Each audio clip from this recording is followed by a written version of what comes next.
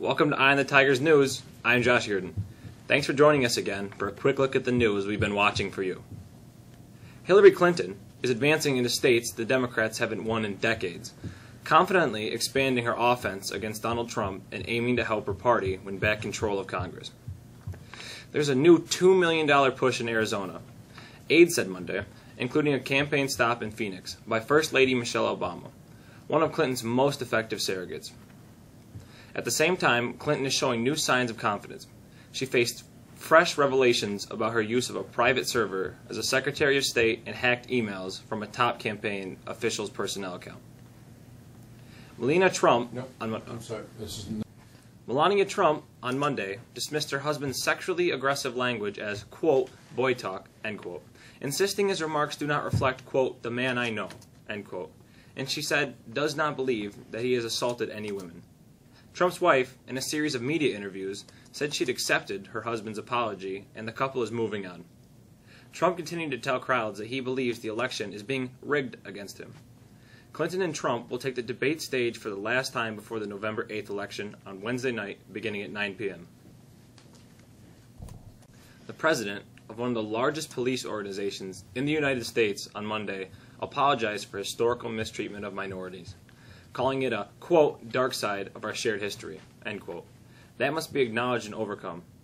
The reaction from leaders of the Black Lives Matter movement was mixed, saying words needed to be backed by actions, while the head of an officers' union in Minnesota said there was no need to apologize.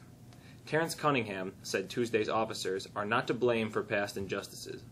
He did not speak in detail about modern policing, but said events over the past several years have undermined public trust. Iraqi and Kurdish commanders said Tuesday they paused their advance on Mosul, a day after the start of a massive operation to retake the Islamic State-held city, which is expected to take weeks, if not months. The front lines to the east of Mosul were largely quiet, a day after Iraqi Kurdish forces advanced amid a barrage of U.S.-led airstrikes and heavy artillery. The UN Security Council is strongly condemning North Korea's latest ballistic missile launch, which failed as a, quote, grave violation, end quote, of its sanctions banning such tests. The UN's most powerful body, in a statement approved Monday by its 15 members, deplored all North Korean missile tests, saying they contribute to the country's development of nuclear weapons, delivery systems, and increasing tensions.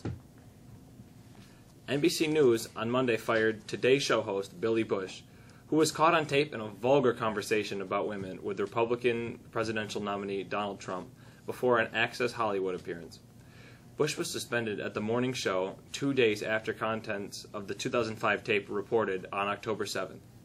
Once it became clear he wouldn't be back, NBC and Bush's representatives had been negotiating terms of his exit.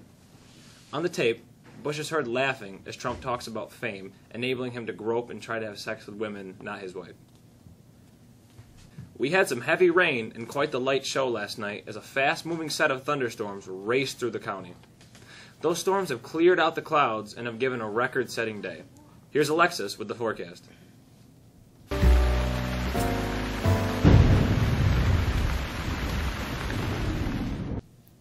Those thunderstorms last night cleared out our atmosphere and set up the area for some record warmth today. We'll see highs today around 80. Later this evening, we can expect some clouds to build in and some showers. Because of some instability, we could see another round of thunderstorms as another system enters the area.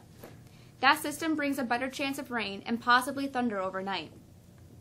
Wednesday skies should brighten with high temps in the low 60s before another system rolls in Thursday, bringing with it some steady rain for most of the day. Looking ahead to Friday, we see some more rain. And by the time Mexico kicks off Friday evening, we'll still deal with some rain. Look for the field to be pretty muddy. That's the forecast. I'm Alexis. The Indians have taken a commanding 3-0 lead in their playoff series with the Blue Jays. Here's Jared with the sports.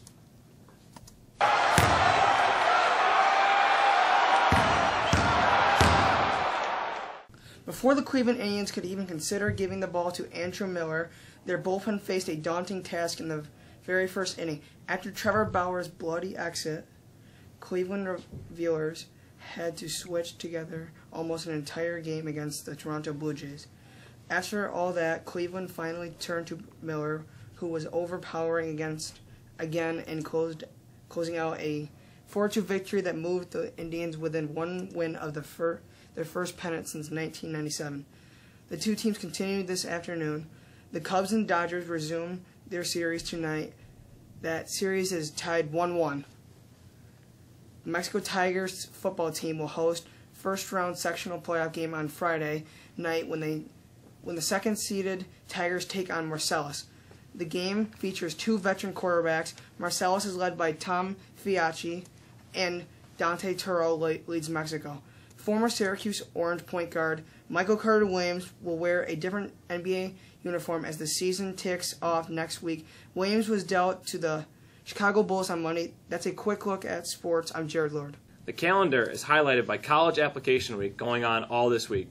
Stop down to Student Services during your free periods or after school for help applying to college.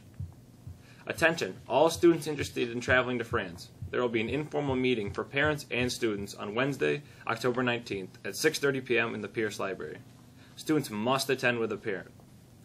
Physicals will be provided here in the nurse's office on October 25th and November 1st. You must see Miss Wallace for appropriate paperwork to schedule your appointment. And finally, Jostin's yearbooks are now on sale. The pre-sale of $45 runs now until late November. That's all for us today. Thanks for being with us. We're back here again on Friday. For the staff on Eye of the Tigers News, have a great day. I'm Josh Reardon.